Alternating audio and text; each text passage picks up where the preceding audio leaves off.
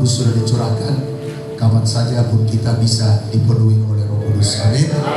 Memang hari Minggu kita akan memperingati pencurahan Roh Kudus. Tidak ada salahnya kita berdoa bersungguh-sungguh, ya, kita mohon Roh Kudus memenuhi kita lebih dan lebih lagi. Amin. Kalau kita belum penuh Roh Kudus, ayo rindu, hauslah, ya, dipenuhi oleh Roh Kudus. Karena tanpa Roh Kudus kita tidak dapat mengerjakan pekerjaan Tuhan. Kita tidak dapat hidup kudus. Kita tidak dapat berkata tidak terhadap dosa pada zaman sekarang ini. Karena dosa bagikan ya kacang goreng di luar sana, ya mudah mendapatkannya. Tapi kalau dengan Roh Kudus kita bisa berbeda. Walau ada tantangan, ada aniaya, ada ejekan, kita bisa berkata tidak terhadap dosa. Nah Bapak Ibu, sebelum saya teruskan, mungkin sebagian belum kenal dengan saya, ya. Saya Pendeta Petrus Manulang, ya, istri saya Pendeta Sumarni Siregar. Kami telah dikaruniai Tuhan 3 anak. Anak paling besar sudah selesai dari Polmed USU, ya, sudah bekerja. Bulan Oktober nanti 2 tahun dia tamat. Yang kedua sedang kuliah di USU, ya, di IT.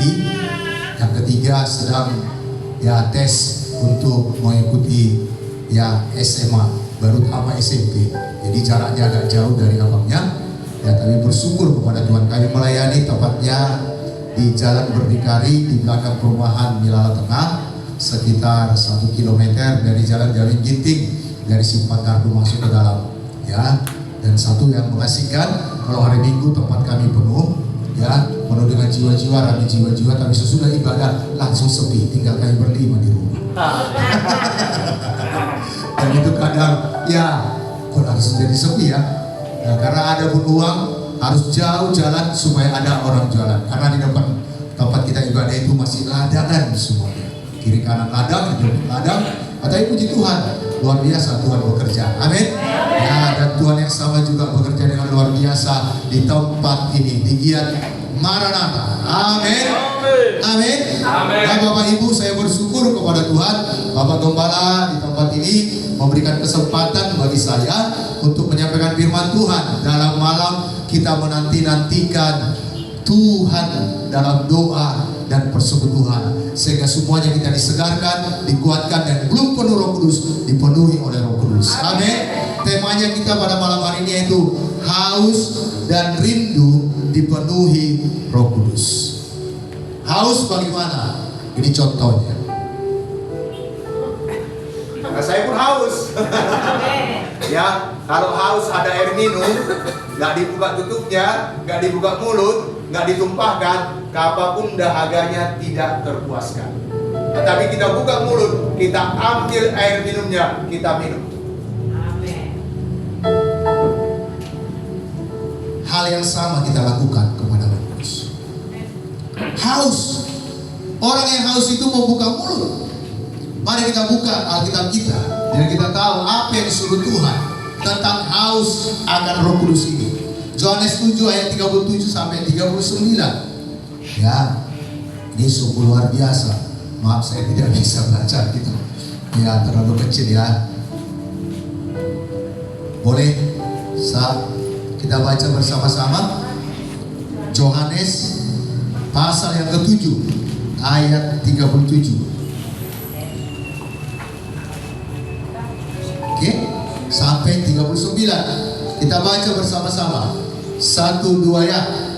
Dan pada hari terakhir, yaitu pada puncak perayaan itu, Yesus berdiri dan berseru, barang siapa haus, baiklah ia datang kepadaku dan minum. Barang siapa percaya kepadaku, seperti yang dikatakan oleh kitab suci, dari dalam hatinya akan mengalir aliran air hidup.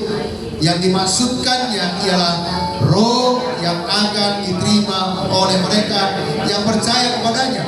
Sebab roh itu belum datang karena Yesus belum dimuliakan. Pada saat Yesus memperkatakan perkataan ini, dikatakan, barang siapa haus, baiklah ia datang kepadaku. Roh Kudus belum dicurahkan.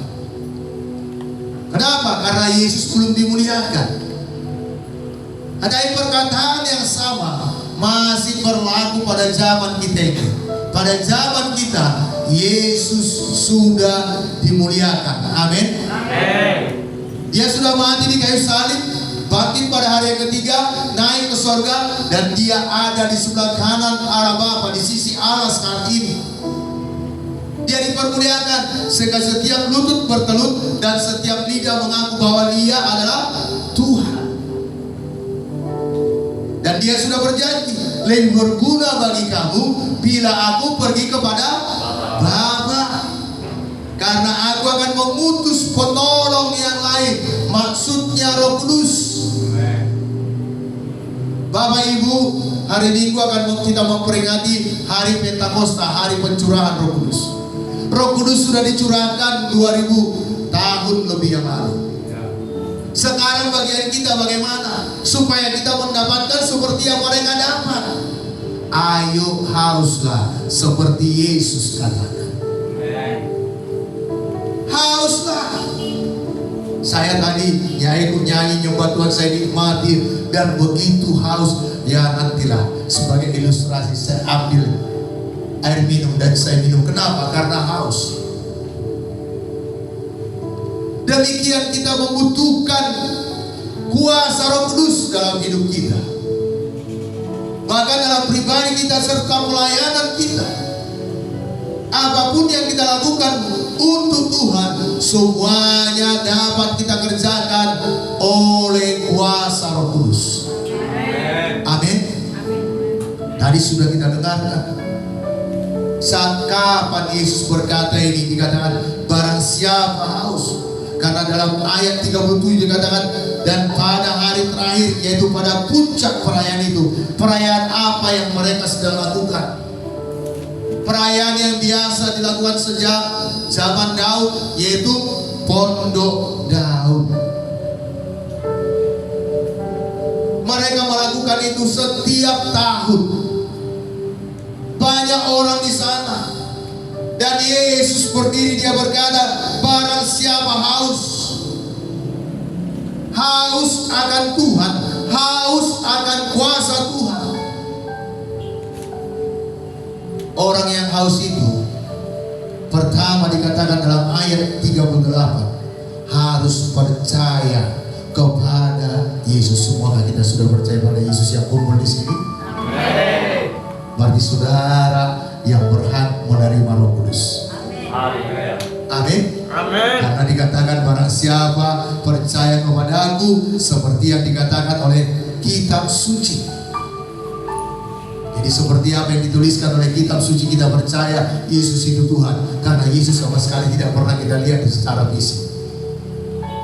Tetapi hamba-hamba Tuhan memberitakan Yesus itu lewat apa yang mereka baca dari Alkitab.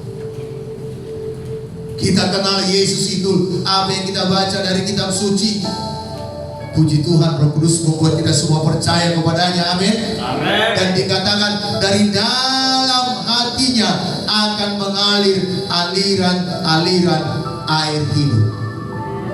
Orang yang percaya kepada Yesus, ayo, tidak lagi dalam sumpah serapah, tidak lagi dalam perkataan yang mengutuki, tidak lagi dalam perkataan yang mengeluh, tidak lagi yang perkataan yang mempersalahkan orang lain, tetapi dari dalam hatinya mengalir aliran air hidup. Perkataannya, orang yang patah semangat bangkit semangatnya. Orang yang putus harap melihat masa depan cerah dan dia bangkit dan bersemangat. Bukan orang yang bersemangat jadi patah semangatnya, bukan demikian orang yang percaya kepada Yesus. Jadi Bapak Ibu, syarat yang pertama supaya kita memperoleh apa yang dijanjikan Tuhan Yesus itu, yaitu Roh Kudus, harus percaya kepadanya. Amin. Amin. Harus percaya kepadanya. Karena ayat 39 apa kata Yesus? Yang dimaksudkannya ialah roh yang akan diterima oleh mereka yang percaya kepadanya, sebab roh itu belum datang karena Yesus belum dimuliakan. Tapi pada zaman kita ini Roh Kudus sudah dicurahkan. 120 orang murid-murid Yesus yang percaya kepada Yesus menantikan apa yang dijanjikan oleh Tuhan Yesus, karena Yesus berkata, jangan tinggalkan Yerusalem. Nantikan janji Bapa. Dan apabila Roh Kudus turun ke atas kamu, kamu akan memiliki kuasa. Kuasa untuk apa? Merasa lebih hebat, lebih rohani dari orang lain? Tidak. Tetapi kuasa untuk memberitakan Injil,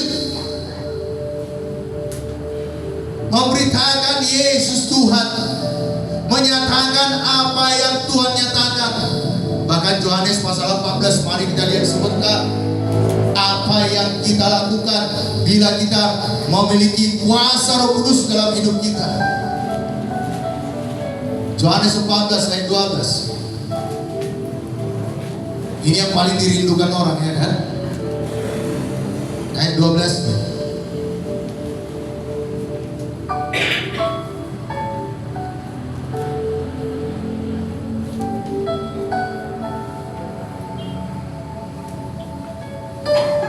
Mari kita buka dari ayat 10 mulai. Tidakkah percaya engkau bahwa aku di dalam Bapa dan Bapa di dalam aku? Apa yang aku katakan kepadamu tidak aku katakan dari diriku sendiri, tetapi Bapa yang diam di dalam aku, dialah yang melakukan pekerjaannya. Percayalah kepadaku dan bahwa aku dalam Bapa dan Bapa dalam aku. Akan setidak-tidaknya percaya karena pekerjaan-pekerjaan itu sendiri. Ayat 12. Aku berkata kepadamu, sesungguhnya barang siapa percaya kepadaku, ia akan melakukan juga pekerjaan-pekerjaan yang aku lakukan, bahkan pekerjaan-pekerjaan yang lebih besar daripada itu, sebab aku pergi kepada Bapa. Ayat 13. Dan apa juga yang kamu minta dalam namaku, aku akan melakukannya, supaya Bapa dipermuliakan dalam Anak. Jika kamu meminta sesuatu kepadaku dalam namaku, aku akan melakukannya. Yang membuat kita percaya kepada Tuhan Yesus adalah Roh Kudus. Amin. Amin. Karena sangat sederhana Bapak Ibu. Kenapa gak semua di Simpang Dodi ini percaya sama Yesus? Karena Roh Kudus gak menginsafkan mereka akan dosa. Karena Roh Kudus gak menginsafkan mereka akan kebenaran. Tetapi Roh Kudus yang membuat kita percaya kepada Yesus. Dan kuasa Roh Kudus itu yang paling utama tujuannya memberikan kuasa kepada kita untuk menjadi saksi. Amin. Dan lihat apa yang terjadi pada murid-murid yang dipenuhi oleh Roh Kudus, supaya ini menjadi kerinduan kita. Jadi bukan nanti kita penuh Roh Kudus hanya bahasa rohnya saja yang kita umpan, tidak. Makanya mari kita lihat supaya ini jadi dalam hidup kita, setiap kita yang penuh dengan Roh Kudus.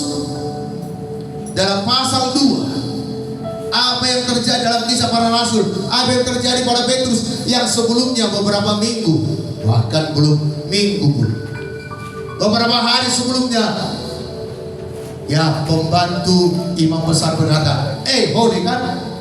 Saruban tiap hari orang pak Tuhan Yesus ini. Kau dia juga, kau selalu bersama-sama, aku lihat bersama dengan dia.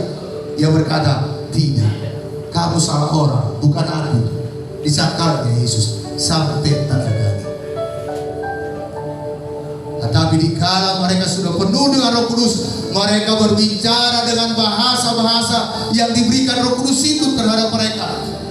Bahkan semua orang yang berkumpul di Yerusalem pada saat itu, bukan sepertinya, mereka mendengar para rasul itu yang berkumpul itu 120 orang. Rasul dan 120 orang yang lainnya itu berbicara dalam bahasa mereka masing-masing. Yang dari Ethiopia mereka mendengar bahasa Ethiopia. Yang dari Mesir mendengar bahasa Mesir. Yang dari Yunani mendengar bahasa Yunani. Dari manapun mereka asalnya, mereka mendengar bahasa seperti tempat asal mereka. Dan yang mereka dengarkan semuanya yang berbicara dalam bahasa mereka masing-masing memberitakan tentang Yesus, tentang kemuliaan Tuhan. Amin. Bapak, Ibu, Saudara yang dikasihi Tuhan Yesus, biarlah ini jadi atas hidup kita. Amin. Kita penuh Roh Kudus, nggak lagi pemalu, nggak lagi penakut seperti Petrus, tetapi dia langsung bangkit dan berkata, ini baru jam 9, kami tidak mabuk, tetapi ini penggenapan kitab Nabi Yoel. Dia kutip kitab yang telah pernah dia baca, kitab Yoel pasal yang kedua. Dia jelaskan, dan bahkan sampai dia berkata, untuk kamulah itu. Dan untuk bagi orang banyak yang masih jauh yang percaya kepada Yesus, sehingga yang mendengarkan Petrus itu lihat bedanya, dia berpuasa. Mereka berkata, kalau begitu apa yang harus kami perbuat?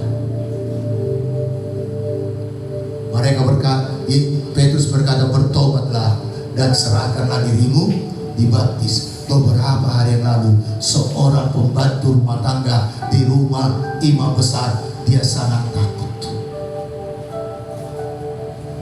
Tetapi sesudah dia dipenuhi oleh Roh Kudus, dia berani. Dan Bapak Ibu, 3.000 orang bertobat dan menyerahkan diri dibaptis.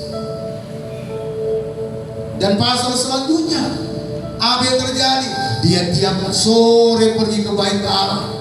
Dia lihat orang tembok meminta-minta, sedekahlah Pak, sedekahlah Bu, belum makan ini. Heran juga ya, Rasul tapi tidak punya duit. Rasul tidak punya emas. Rasul tidak punya perak. Jadi kalau hamba Tuhan tidak punya deposito, hal yang biasa.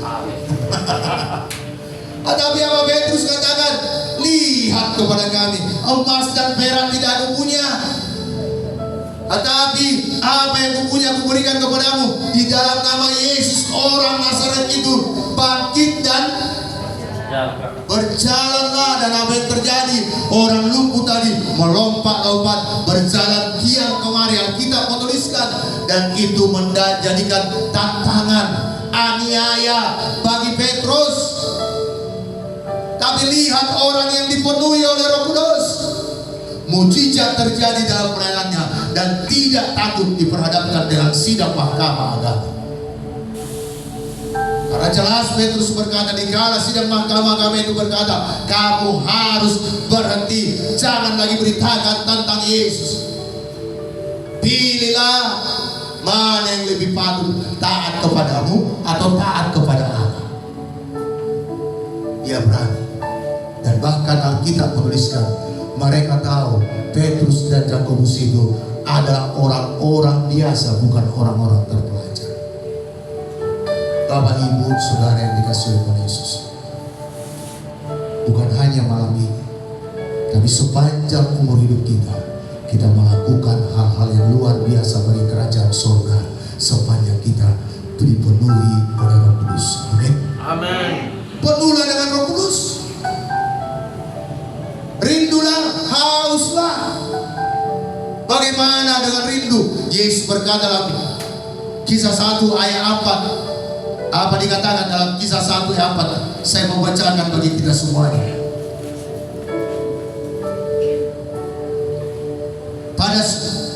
Pada suatu hari ketika ia makan bersama-sama dengan mereka, ia melarang mereka meninggalkan Yerusalem dan menyuruh mereka tinggal di situ menantikan janji Bapa. Kayak mana orang rindu? Saya waktu masih lajang pacaran jarak jauh, biar kita paham tentang rindu ini. Ya, istri saya waktu itu melayani, waktu dia gadis melayani di Padang. Dia 3,5 tahun di sana. Kami, ya zaman sekarang teknologi canggih ya, pakai video call bisa, pakai WA bisa. Pada zaman itu pakai kertas surat. Jadi saya tulis bahkan satu blok Kertas surat itu bisa habis cuma 1 lembar yang jadi. Kirim. Sesudah kirim, tiap datang pos ke tempat saya tinggal, saya tanya, ada surat untuk apa? Kenapa? Karena datang tukang pos bawa paket yang teman-teman yang lain, saya tanya, ada surat untuk apa?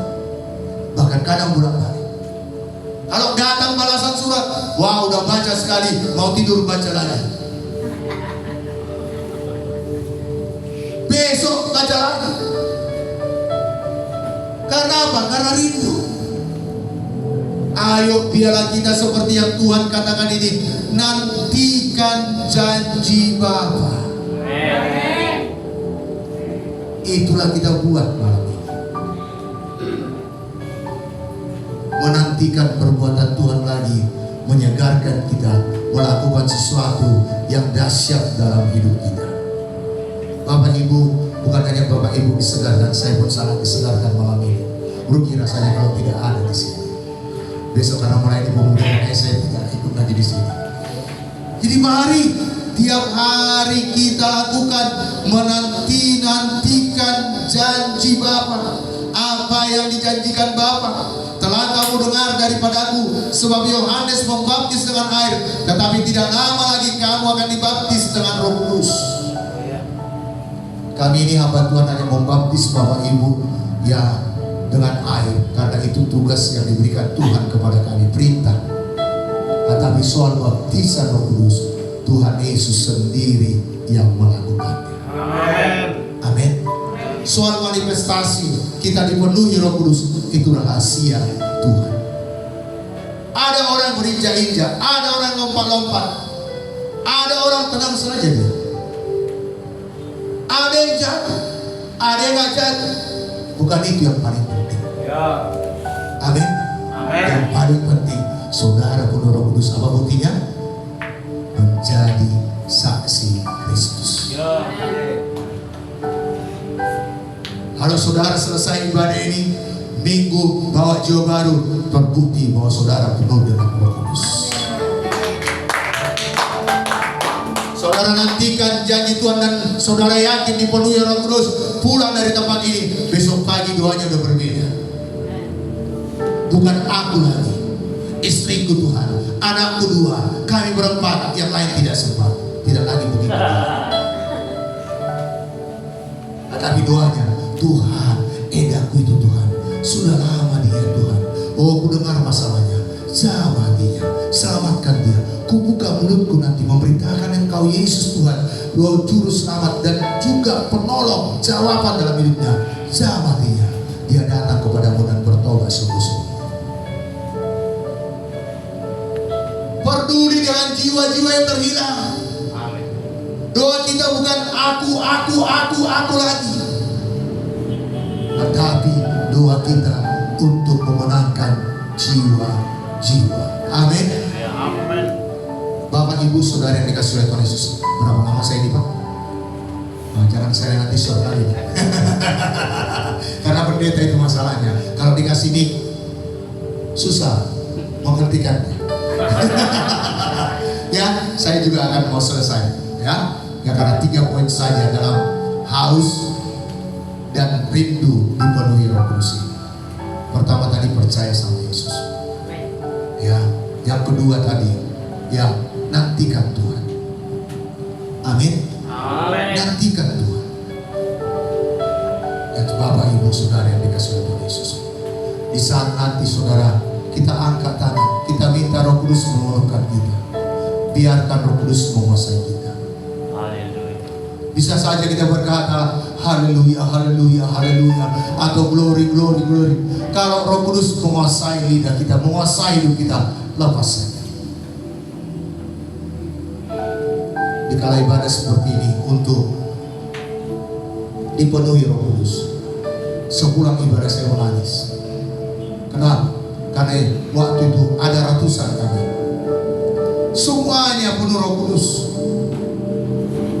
Saya saja yang tidak penuh Roh Kudus dan saya terus berdiri. Saya lihat kiri, saya lihat kanan, saya lihat ke depan, saya lihat ke belakang. Semuanya sudah penuh Roh Kudus dan menikmati Tuhan.